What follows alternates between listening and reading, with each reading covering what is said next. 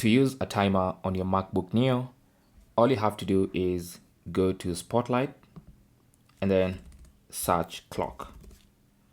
And then double click on the clock app, which comes pre-installed on your MacBook Neo.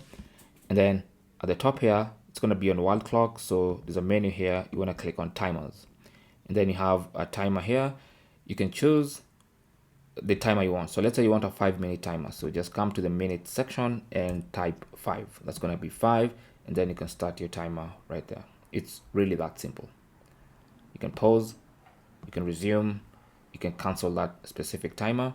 You can choose the kind of timer. So for instance, if you want that to just come here.